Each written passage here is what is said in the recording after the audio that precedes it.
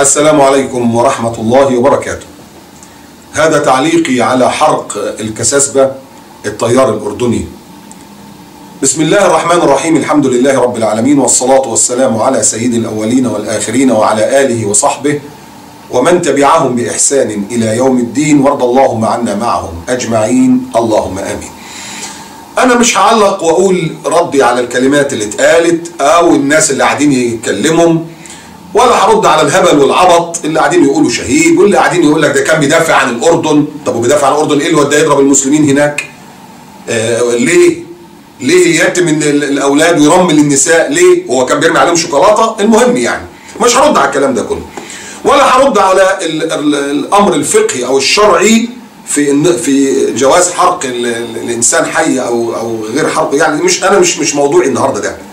أنا موضوعي عشان ما حدش يختلف معايا في الكلام، أنا موضوعي على رد على اللي اتفقوا عليه جميعا، اللي ما اختلفوش عليه، أهل الباطل.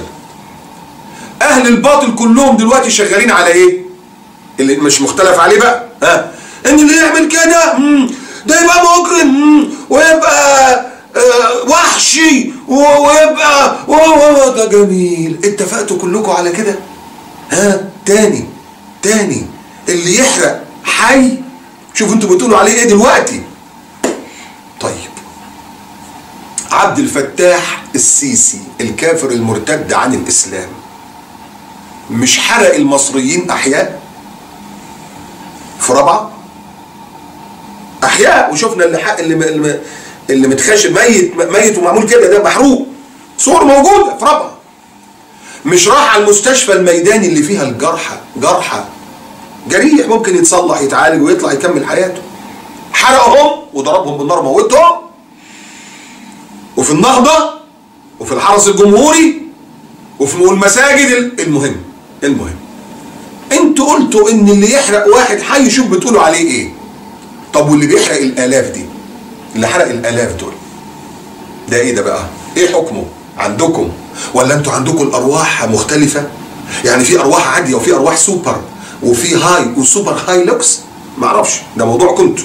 احنا عندنا في القران الارواح واحده لانها من الله تبارك وتعالى. من احياها فكانما احيا الناس جميعا، دي واضحه جدا جدا جدا في سوره المائده. لكن اللي عبد الفتاح السيسي القاتل اللي حرق الناس احياء، استقبلتوه في بلادكم وبالسلام الجمهوري وترابات تكتيه، وبتساعدوه وبتأيدوه وبتمولوه. لا مش كده بس ده ودوه الأمم المتحدة التي لا تتحد إلا على المسلمين. لم تتحد هذه الدول إلا على المسلمين والإسلام، وراح عند الأمم المتحدة ويتكلم وسقفوا له واستقبلوه. ايه يا منافقون، مش هقول اكتر من كده، بس انا هوجه آية بس للي بيسمعوكم ولسه معتقدين انكم صادقين وانكم محترمين، ما يعرفوش ان انتم كذابين ومنافقين. سورة الإسراء: ومن كان في هذه أعمى، لسه مش عارف الحق ومش واضح اللي قدامه الحق، فهو في الآخرة أعمى وأضل سبيلا. عشان تعرفوا الغرب وأوروبا وأمريكا وحتى العرب اديكوا شايفين بيوزنوا بكم ميزان وزعلانين على واحد حرقوه وبيستقبلوا اللي حرق الآلاف. حسبنا الله ونعم الوكيل. سلام عليكم ورحمة الله وبركاته.